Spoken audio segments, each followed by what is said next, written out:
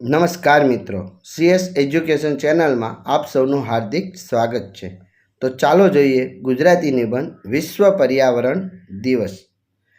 આજે આધુનિકરણના નામે આપણે જળ, વાયુ, ધરતી અને આકાશ બધું જ પ્રદૂષિત કરી દીધું છે।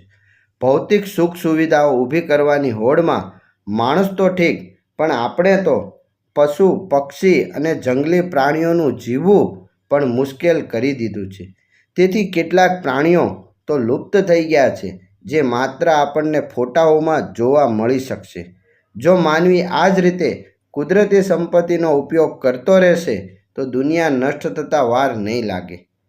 આપણે એ સમજવાની જરૂર છે કે જો આપણે જીવન ટકાવી રાખવું હશે અને આપણી ભાવિ પેઢીને સમૃદ્ધ કુદરતી સંપત્તિનો વારસો આપવો હોય તો પર્યાવરણને બચાવવું જ પડશે અને એ વાતને પોતાની ફરજ માનીને સ્વીકાર કરવી પડશે। હું માનું છું કે પર્યાવરણનું જતન એ કાંઈ એટલી મોટી જવાબદારી નથી કે એ માનવી ન કરી શકે। આ માટે કોઈ મોટા વેદ ભણવાની જરૂર પણ નથી। જો આપણે ઈચ્છીએ તો ખૂબ જ સહેલાઈથી આપણે પર્યાવરણનું સંરક્ષણ કરી શકીએ તેમ છીએ। બસ જરૂર છે માત્ર દ્રઢ ઈચ્છાશક્તિ અને સંકલ્પની। પર્યાવરણને બચાવવાનો એક ઉત્તમ ઉપાય છે વૃક્ષારોપણ। આપણે રહેઠાણ, ઘરનું રાચરચીલું અને ઔદ્યોગિક ઇમારતો બનાવવા માટે બેફામ વૃક્ષો કાપ્યા અને વૃક્ષોથી હરીભરી જમીનને ખોખલી અને કમજોર કરી નાખી। આજે ગાઢ જંગલો શબ્દ માત્ર પુસ્તકો અને દાદાજીની વાતોમાં જ જોવા મળે છે। વૃક્ષો વરસાદ લાવવામાં મદદ કરે છે। વધુ પડતા વૃક્ષોના નિકંદનના કારણે આજે વરસાદ પણ અનિયમિત થઈ ગયો છે। એટલું જ નહીં, વાયુ પ્રદૂષણ અને જળ પ્રદૂષણમાં પણ વધારો થયો છે। સમગ્ર ઋતુચક્ર ખોરવાઈ ગયું છે। ગ્રીનહાઉસ અસરના કારણે હિમાલયનો બરફ ઓગળવા માંડ્યો છે। આ જ વર્ષે ફેબ્રુઆરી મહિનામાં ઉત્તરાખંડના ચમોલીમાં દ્રોણાગિરી ગ્લેશિયર ફાટવાથી કેટલાક લોકો તણાઈ ગયાનો આપણને અનુભવ થઈ ગયો। વૃક્ષો કપાવાથી જમીનનું ધોવાણ વધ્યું અને તેની ફળદ્રુપતાની સાથે સાથે મજબૂતી પણ ખોરવાઈ ગઈ છે। આપણે નદીઓના પાણીનો બેફામ ઉપયોગ કર્યો છે। ફેક્ટરીઓનું દૂષિત પાણી તેમાં ભળવાથી જળ અને વાયુની સ્વચ્છતા ખોવાઈ ગઈ છે। જો આપણે વૃક્ષો વાવીશું તો જમીનનું ધોવાણ અટકશે, શુદ્ધ ઓક્સિજનયુક્ત હવા મળશે, જમીનની ફળદ્રુપતા ટકી રહેશે। સુનામી, પૂર, વાવાઝોડા, અતિવૃષ્ટિ અને દુષ્કાળ જેવી કુદરતી આપત્તિઓથી આપણું રક્ષણ થશે। પર્યાવરણ સંરક્ષણના ઉપાયો। જો આપણે પર્યાવરણનું સંરક્ષણ કરવું હોય તો પ્રાકૃતિક સંપત્તિનો વિવેકપૂર્વક ઉપયોગ કરતાં શીખવું પડશે। જો આપણે નીચે મુજબના પ્રાકૃતિક સંસાધનના ઉપયોગ પર કાબૂ રાખીએ તો અવશ્ય આપણે પર્યાવરણનું સંરક્ષણ કરી શકીએ તેમ છીએ। પહેલું છે ખનિજ અને ઉર્જા સંસાધન।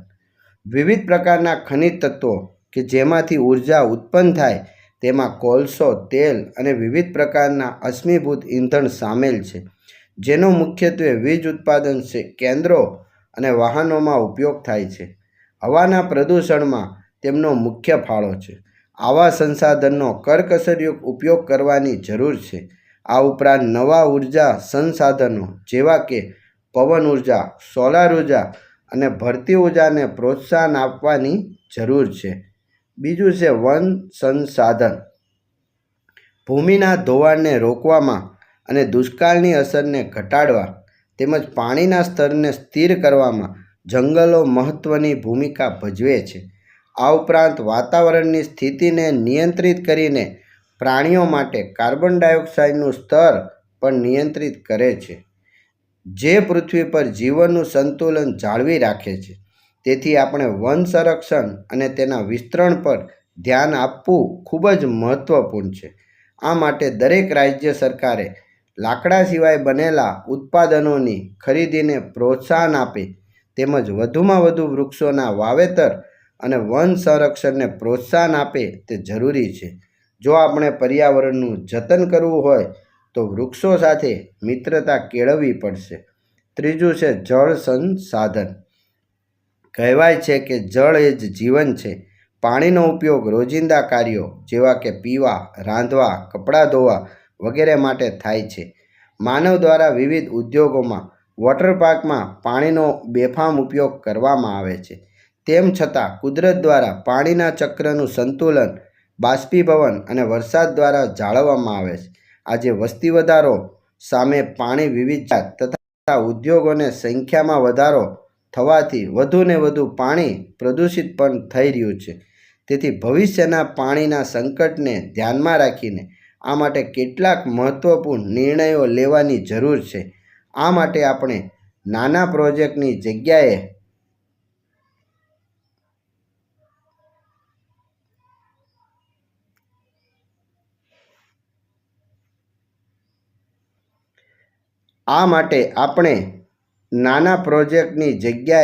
નાના જળાશયોના બાંધકામ, ફુવારા પદ્ધતિ, ટપક સિંચાઈ પદ્ધતિને પ્રોત્સાહન આપવાની, શહેરી કચરાની રિસાયકલ અને સફાઈ કરવાની જરૂર છે. ચોથું છે ખાદ્ય સંસાધન. હરિયાળી ક્રાંતિ દરમિયાન વિવિધ સુધારેલા બિયારણો તથા દવાઓના ઉપયોગ કરી પાકના ઉત્પાદનમાં વધારો કરીને ભૂખમરીની સમસ્યા પર તો આપણે કાબૂ મેળવ્યો, પરંતુ તેનાથી બીજી નવી સમસ્યા સામે આવીને ઊભી રહી છે. તે છે જમીનની ગુણવત્તા તથા ખોરાકની ગુણવત્તા પર થયેલી વિપરીત અસર. આપણે ખોરાકના ઉત્પાદન માટે ટકાઉ પગલાં અપનાવવાની જરૂર છે, જે અંતર્ગત રાસાયણિક ખાતર અને જંતુનાશક દવાનો ઉપયોગ કરવાને બદલે કુદરતી ખાતરનો ઉપયોગ કરીને ઓર્ગેનિક ખેતી અપનાવવાની જરૂરિયાત જણાય છે. આપણા ગુજરાતે ગાય આધારિત ખેતીને પ્રોત્સાહન આપીને આ દિશામાં આગવું પગલું ભર્યું છે. આ માટે વ્યક્તિ તરીકે આપણું પોતાનું યોગદાન પણ ખૂબ જ મહત્ત્વનું છે. જાણી જોઈને કે અજાણતા આપણે દરરોજ પ્રદૂષણમાં ફાળો આપીએ છીએ.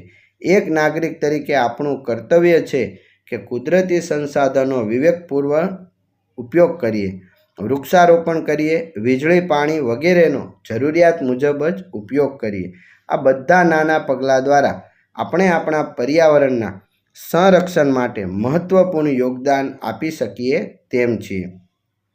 ચાલો આજે આપણા પર્યાવરણના રક્ષણ માટે એક સંકલ્પ લઈએ કે હું મારી સગવડ અને સુવિધાઓ માટે જો એક વૃક્ષ કાપીશ તો એની સામે 5 નવા વૃક્ષ વાવીશ. પર્યાવરણ બચાવો તો જ પર્યાવરણ આપણને બચાવશે. આભાર મિત્રો.